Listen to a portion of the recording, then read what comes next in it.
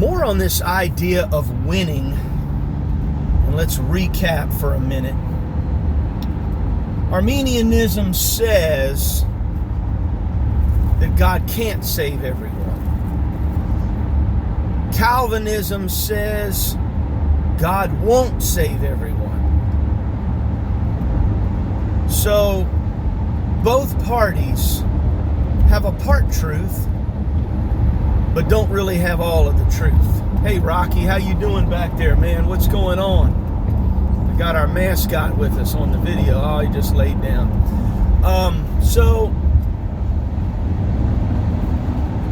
once again, Arminianism needs to take the time to study the sovereignty of God, the power of God, and the plan of God. Calvinism needs to take the time to study the love of God and the inclusion of God through Jesus Christ. These are points of contention that we have with modern day Christianity and the two major camps and the way that they teach the gospel. Whether they believe it or know it or not, they're teaching that God is a loser. Because if God starts with a certain amount of things or people and then he ends up with less in the end, well, that's a loss. God took a loss. And that's what you have to see. But we need to understand some things about God and about his plan. What about these ideas that we're not our own, that we're bought with a price? You see, we're the property of God. And that deals with God's love and his power and his wisdom. So we would say God is love, God is power, and God is wisdom. God has placed all in disobedience that he might have mercy on all. Of him, through him, and to him are all things, like the Apostle Paul told us.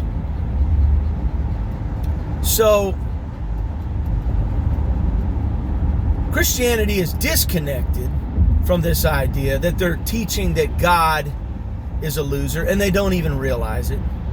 I mean, to declare that most of humanity, billions and billions and billions of people, will be lost, separated, quarantined, and tortured forever.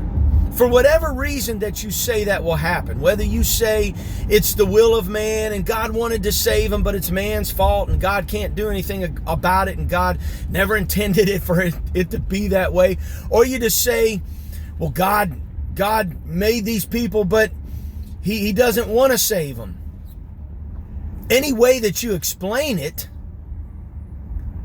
you have to say that you're teaching a loss. You have to say that God lost. You can't say all of that and have your cake and eat it too. You can't say that Adam brought the whole creation down. Jesus Christ is only going to bring a small portion of it back.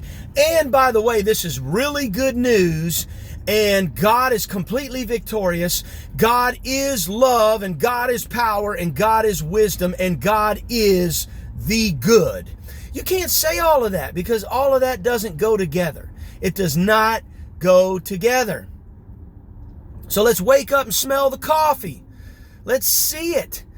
Let's see that Christianity is teaching that God is a loser and God is lost. And then when we see that, we'll be like, oh my God, what are we teaching? Let's go back and study this thing. Then you will see that there's all the scriptures there to support that he loves everyone, includes everyone through Jesus Christ ultimately, that he has the power to save everyone. He's able to influence man's will. And then you can see through the folly of the teachings like eternal torture and even annihilation, because you have this other camp, annihilation. Well, they say God's not going to send people to hell and torture them forever. He's going to annihilate them. It's still the same thing. It still would end up in a loss. It would paint a picture of God as a loser, meaning that God created people and things that he did not have the ability to reconcile back to himself. That's not our God. That's not our Father. God is a winner. God is love. God is power. God is wisdom. And God loses nothing. What you think about that, Rocky? You want to shake my hand? You want to shake my hand? Forget shake. No, he wouldn't shake. He said he likes it. He said he's on my side.